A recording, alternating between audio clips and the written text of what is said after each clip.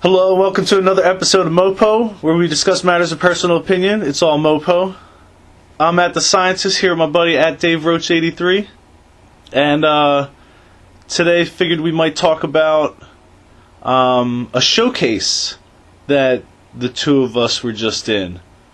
The Reading Comedy Outlet? Yeah, the Reading Comedy Outlet showcase. Because I believe we've talked about us doing a bit of stand-up, right? Yeah, a month ago or so, you impromptu interviewed me about the first time I went up in a couple of years. That's right, yeah, because you had never gone up and done stand-up before, and the first time was a few years back. Yeah. Yeah, so I guess I want to get kind of like another update for, what was your experience like? What have you noticed in your preparation and in your direction towards this since that first time and now? Okay. Or even since the last time we spoke and now. Right. Because obviously you started taking it more seriously. You're like, I'm not going to go up without any material this time. Yeah. But since then, since you've decided to get material, especially with preparing for this showcase, have you noticed any growth, any new tactics that you've taken on, new practices? Well, no, because honestly, I don't practice the stuff as often as I should. I usually, what happens is an idea will pop in my head, and I'll think about it, and before I wouldn't write it down, but, since, we'll say, I believe, that was, December, when I went up with the notebook and everything. I write my stuff down in the notebook, and I practice it, here or there, but it's not like I ever, go in front of a mirror and, practice, or I did down here. Yeah, when you saw me practicing just, to nobody. Yeah, and I did that with you for the actual show. For the actual showcase, yeah. Right. Because what I told myself is I'm not gonna do the same stuff over and over and over again. But and I think that's not a bad thing, but I think you're being too strict with the idea. Don't be the guy that tells the same jokes for years, and it's I saw him 3 years ago. I can't wait to see what he came up with, and you're still telling the same jokes. I'll be honest. Not America's Got Talent. Last Comic Standing. That competition show that it might even still be going on, but they had it for years and years. And the first one, the very Ralphie first May one, and Dat Fan and all that. Dat Fan, dude. Dat Fan won. He told the same. And he told the same goddamn jokes week after week after week after week after week, and he fucking won. And he still won. And he won. And you know what? More power to him. Never heard of Dat Fan after that, though, have you? No, I get you. But what it was the other comics didn't respect him. They hated on him. They're like, I go out there and do the same joke every fucking night too. I just got a little bit more respect for myself than that. And honestly, he's not that much of a role model. You can't really call him a role model anymore, but Bill Cosby is always rumored, and I was always told that he never did the same live performance twice. But I feel like the definition of live performance is different than what you think. I would say live performance is the showcase we did. Yeah, for sure. So it's a little bit different. So next time don't do the same jokes on the next showcase, but at an open mic where you're workshopping, you want to hone it down. Comedians go on tour to a whole bunch of different open mics, and they'll tell the exact same jokes. Yeah, over 10 different open mics, and then they'll hone it down, chop all the fat, and now they got this diamond. So 9 out of 10 comedians they go on a tour. And they put out like a show, like a 1 hour, 2 hour, whatever show, basically of that tour. They go around and then they pick like, okay, the end is going to be Chicago, and that's where I'm going to tape it because I've already done this show in Philadelphia, New York, Boston, I already worked this material out, just like you're saying. Yeah. 9 out of 10 of them, and that's no. They're not working the material out that tour. They have the material. They're literally performing the finished product to all of those events and then filming the last one. Yeah. But it's the whole year before that, where it's like... So these motherfuckers tell the same jokes for 2 years. All right, well, for instance, Bill Burr, I think, likes to put out a special once a year or every other year. Okay? So you would have him basically for 1 year going to open mics, and he'll tell 10 minutes. He'll tell 8. He'll tell 15. He'll tell 20. And while he's doing this, he's cultivating jokes. He's telling the same jokes right, at I every single one, but it's peppered in, and it's in small amounts, and then he's taking those really good ones, and then he's going, okay, well, I'm going to put this here, and then he's going to create a timeline for a special. Right. But he's telling jokes more than once. For me, I realize it's open mic, but I've always intended to, tape it, either audio or both video and audio, and put it up on YouTube. So, even though it's practice, I've still treated it like a performance. And I will admit, at the open mics, I go with my notebook, my crutch, and a couple times I've read straight from it. Yeah, a couple people do. It is what it is. Now, I did not do that at the show, because I felt like it deserved a little bit more Well, we also respect. forgot the book. Forgot the book completely. We forgot the book completely. Just got the book back today, over a week later. And forgot it was up here. And then forgot it was up here on the way here today. Like, dude, I don't know what happened to my book. Oh, yeah, here it is. Oh, yeah. But the intention was to not go up with the book anyway. I mean, I would have liked to have it there, maybe put it on. But at least to review.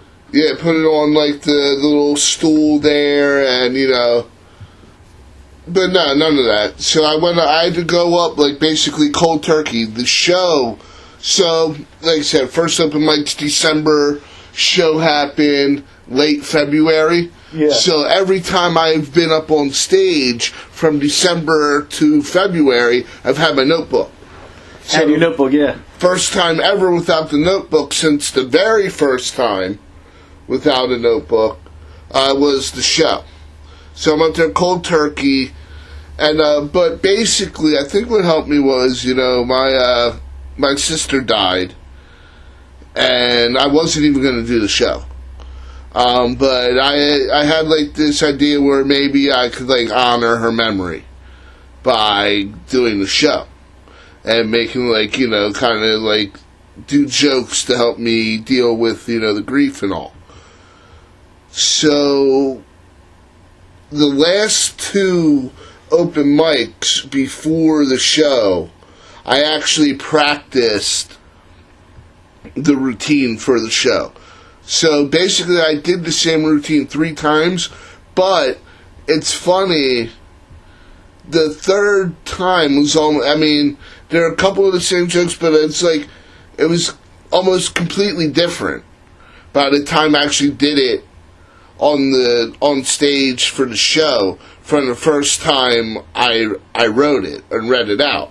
Okay. So, like, it was the same thing, but it didn't feel stale or, like, Because you kept revising it. Yeah, because, I had to, because the first time I did it, the jokes weren't in the right order. I was, like, jumping back and forth and back and forth. We had discussed that as far as, like, should you do this joke and this joke opposite sides of, this segment. Like sandwiching the one joke. So I really reworked it all. And the final outcome, I felt like it was good. Like, when you're on stage, except for the moments where, the uproarious laughing, where I feel like I got like 2 or 3 maybe good ones in there where like the whole crowd was like, laughing out loud. And there's a couple of jokes where some people got it late. And those are the funny ones to me too, because you just like, listening back on it, you hear like the random laughter, like, oh yeah, she was like 5 seconds behind on that one. But, when you're up on stage, you almost have no idea, whether people are really laughing or not, except for the one dude who performs with us, because he has a very loud and obnoxious laugh, and Powder. Yeah, I believe 90% of that is just showing support. Yeah. But at the same time, I mean, it still feels good to hear it on stage because at least somebody's laughing. I think because I called him a couple times because he does it like he missed like the punchline or he laughs too early or so on and so forth. Like anytime somebody pauses, he just starts how he does it. I can't even do it like him or whatever. I also have an obnoxious, loud laugh out loud, but I can only do it when I get surprised by something that's really funny, and I just uncontrollably laugh. It's kind of like Emilio Estevez in his heyday, like Young Guns 2, kind of like pick a scene where he laughs. That's probably mine, just maybe a little bit higher pitched. But no, I mean, I'm enjoying it for sure. Especially like the performance, because there's a good almost 100 people in that room, where normally we perform for like 15, maybe. Like, I think the most before that was like maybe 50 people, like half that room. So no, it felt good to get laughs. It felt good to go up there and honor my sister in that way. But I will say, if I ever do that routine again, it'll be like on my sister's birthday or, something like that. It is more of an honor rather than, a joke that you're just going to throw out there. Right. I mean, the scientist also, performed. How do you feel? Dude, from the first time, I got a little bit more confidence from the first... All right. I did it for a while, like a couple years ago, but it didn't seem like there was any support, right? It seemed kind of cliquey. But, I tried to power through it, but then I was just like, you know what? This is kind of crazy, and then I got hung up with work because they started changing my schedule around, and then it would be like probably another 4 to 5 months before I actually got a chance to get up there, because that was really the only one that was close by, other than going into Philly, and I only knew of one in Philly, and that's major shit. And that was the same night, so it's just like, okay. All right, well, I'm going to go to the one that's closer if it's on the same night. So, because the Laugh House down in Philly is like, that's kind of like a big deal. I don't know if that's that's kind of like, no, that's not what I was referring to, and that is kind of a big deal. The other one's a little bit on the smaller side, so it was like. And I'd been there a couple times, so I was like, okay, I get the idea. Honestly, I would love to go down to the Laugh House, but even somebody like me with my personality, I'd probably be a little bit nervous. And that's the one on South Street, right? Yeah. That's the one. It's going to be packed. Dude, of course it is. I think I could probably do my custodian joke and get some laughs. But other than that, I'd have to be up there doing stupid voices and all kinds of just like dumb shit. Just off the wall from the gate. Just because I don't know. But, no, I mean, it's definitely fun. It feels good to have the support of the other comedians, for lack of a better word. Nobody there is professional. I mean, well at the show. Not. All right. As far as we know, the headliner and the feature are paid professionals. Yeah. The headliner for sure. Sure. At the showcase, yeah, the headliner for sure. Because he even was like, "Yo, listen, man, I thought I was doing real good, and all of a sudden now I'm like playing a bowling alley." That was one of his better jokes. Yeah, he was just shitting on the fact that it was a bowling, it was a room tucked off from a bowling alley. I felt like at this point in my career, not the bowling alley career. That sucks for him. I go from being a paid regular at a comedy club to getting paid at a bowling alley. But as far as like the open mics, the host. I mean, the host is a comedian. Jesse's a comedian, right? I mean, we do have his support too, but I'm just talking more like it's like a camaraderie. Oh yeah, it's kind of like, we're all doing this at the same time. Yeah, like a bunch of people who did that show, like me. I think even the scientists, like, is the first show we've done of that kind. Oh yeah, this was the first show I've ever done of any kind other than being like stage crew in high school. I was gonna say, and even that shit is like I'm wearing all black and you can't see me and you're just wondering why the stairs are moving by themselves. Yeah, I've definitely like performed on stage. Yeah, he's had like all that. I haven't. I mean, I even managed... I took an acting class and managed to weasel my way out of not going up on stage in front of... Because, dude, he took us into, like, the auditorium for, like, the big performances of the college.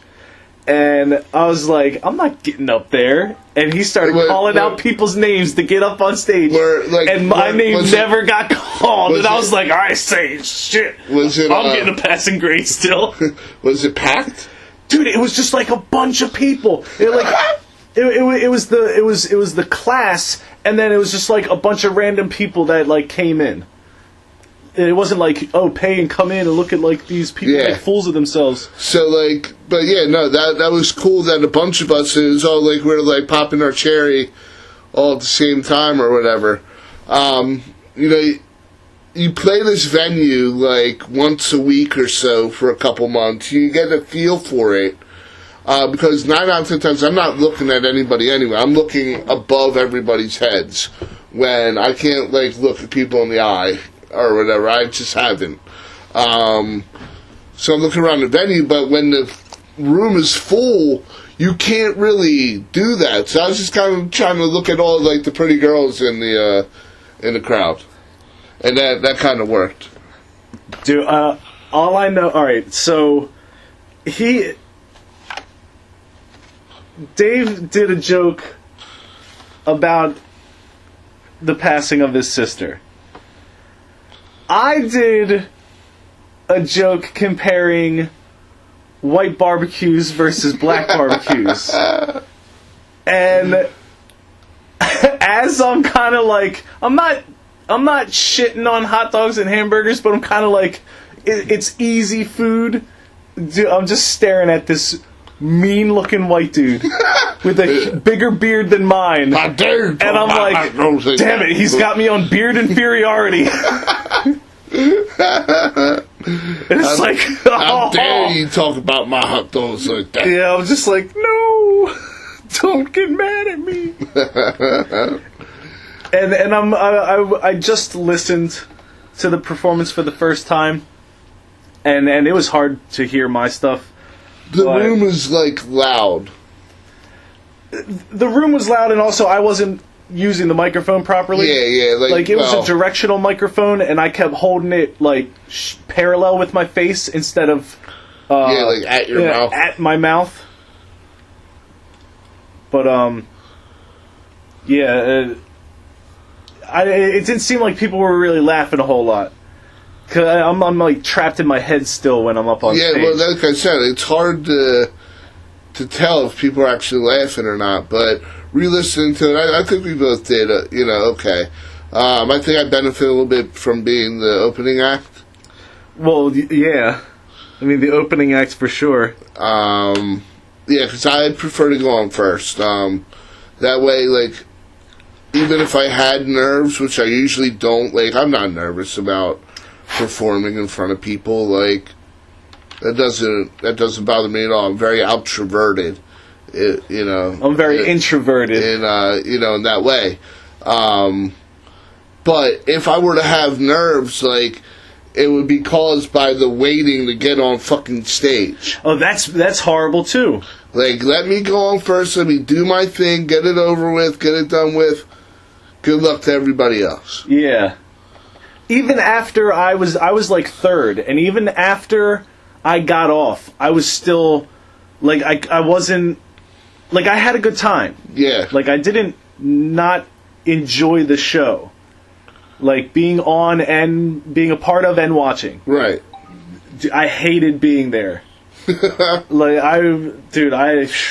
but that's actually part of why I started doing this. I'm trying to, like, get over my stage fright. I'm trying to get over it's like therapy. that wall. Yeah, it's like therapy, but it's a difference between an open mic and a live performance, right? Show. Yeah, because I remember even when he put this out there, you were like, well, I don't know. I didn't honestly even know if he wanted me to perform. But, you know, I went to him, a couple weeks into the whole, like, process, and he's like, yeah, for sure. So I was like, all right, as long as, like, you're okay with it or whatever, because some of these guys have been going up there for years and years, at least way longer than December. And he's like the regulars. I'm just saying, like, that's the gist I got. Like, you. Because I don't know if Blake started, like, several months after me. Yeah. And then Kyle started, like, fairly recently. I think he started in December, like you. Oh, okay. And that guy, Miles... Well, yeah. He just started. Yeah. And I hate him because he got really good jokes. Yeah, and I'm like, God damn it, dude. You've been thinking of this before you started. Yeah, he's like my brother, where he's had these jokes in his back pocket for 10, but 15 years. Some of them, he just created, though, and they're still good. Well, no, I mean, some people are comfortable with going up on stage and talking about... He's got... questionable activities. No, but I like his wordplay too. Yeah.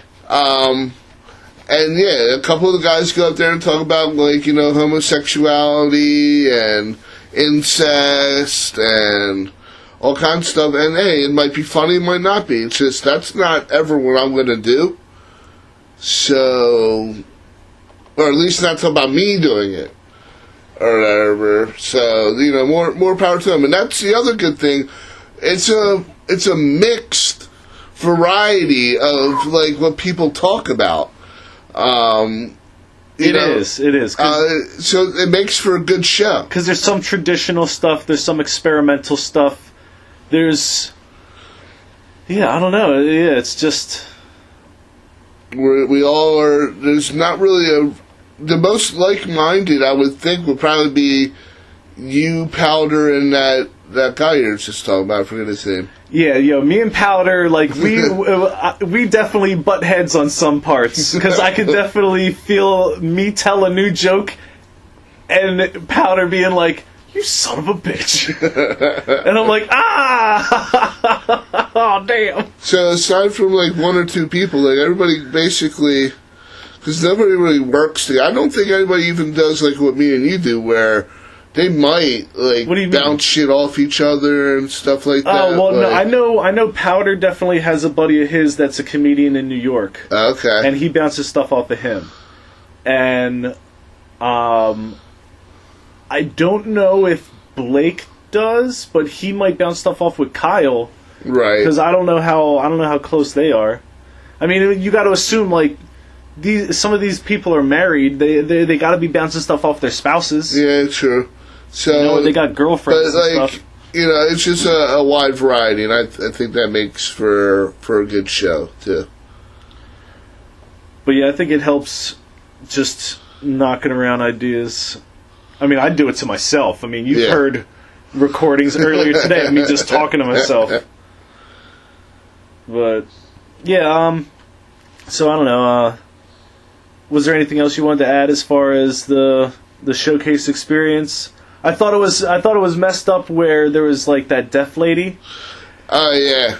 And it's like Deaf Lady. Like, I felt so bad, dude. What I felt are you like doing there, though? Showing support for somebody. Fuck out of here! You're deaf. I mean, but they might have come with someone because when they first came in, they were calling out someone's name.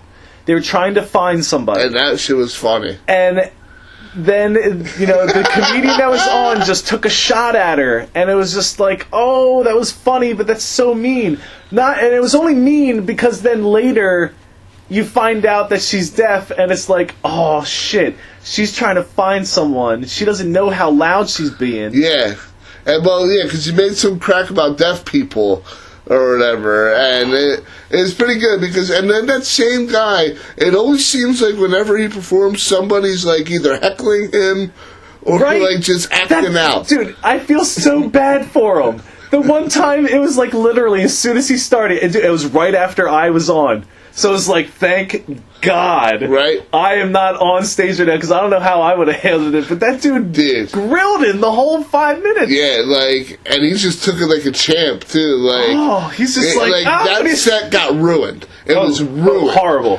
But he was able to maintain during the Deaf Lady because I guess it just didn't go on as long.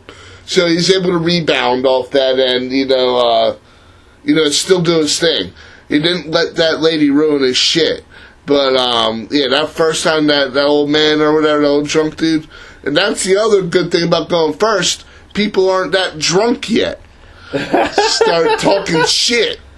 That's not a bad point. That's definitely not a bad point. Yeah, because everybody, nobody wants to go up first. I'll do it, man. I'll go up first every time. Like, got no issue with that. If I bomb, then maybe I hope I don't bomb because that would suck for the next dude. But if I do good, it's good for the next dude. I guess either way,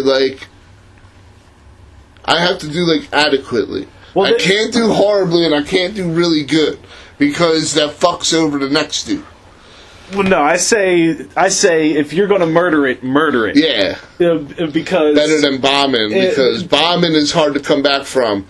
If people already laughing, maybe you can Well, no. I mean, if you have a choice between not going too hard for the sake of the person after you and destroying the place, destroy the place. Because who knows who's watching? Yeah, and why calm your shit down? Yo, y'all shouldn't have put me in the middle. Or y'all shouldn't have let me take first, And then, I think it'll get you some good attention. But as far as bombing, if you're going to bomb, just, take it well. Because I've been listening to a lot of podcasts. Well, all right, I listen to a lot of podcasts. And just randomly, kind of peppered throughout, they'll talk about comedy here and there, just so happenstance. Okay. And it seems consistent across the board. They say you got to bomb 100 times before you can really consider yourself a comedian. And you keep coming back. And I'm just like, man, that's 100 times for everything. You ain't a tough guy till you get into 100 fights. You ain't a comedian till you've died 100 deaths. If I survive one plane crash, I think I'm good with that. Dude, if you survive, I think the plane crash. No, that's 0. I mean, that's you take off the 2 zeros. Yeah, you get 1. Because if it's like man versus man, it's 100, right? If it's like man versus animal, then it's 10. You get me? Man versus machine. Man versus machine is 1. You survive Terminator. But that has to be a legit one-on-one. You fight one Terminator and you live. You a fucking badass. You a badass. Fucking 100. No, right? Motherfucker. But I don't know. Might be getting that time where yeah, it's getting a little long. I don't know. You guys don't want to listen to us all like that, but just figure you guys might want a little check-in. I didn't know if you cared at all or were interested in just hearing the processes and what it's actually like being on stage. It's exhilarating. It's fun. And then a lot more people have been showing up. Just Zan. Yeah. dude, killing me. Like, he just goes up and talks, and his personality is hilarious. Yeah, that kid Kurt or whatever. I know he's been going there a long time, but his stage presence alone is just hilarious. Yeah. Like, he go out there and almost say nothing and make people laugh.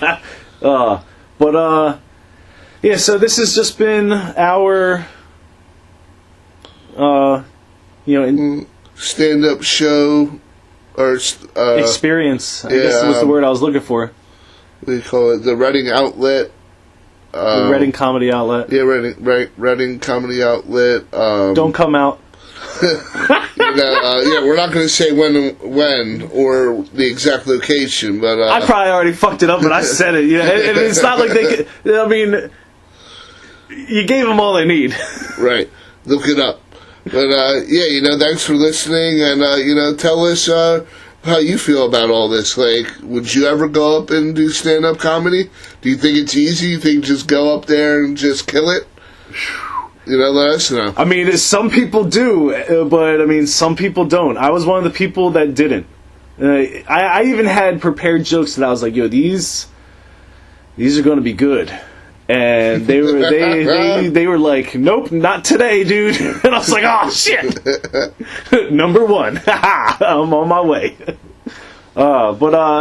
This has been our personal opinions. This has been MOPO. Thank you for listening. Like, share, subscribe, do whatever that stuff people ask you to do to their things that they produce. Right. And see you on the next one.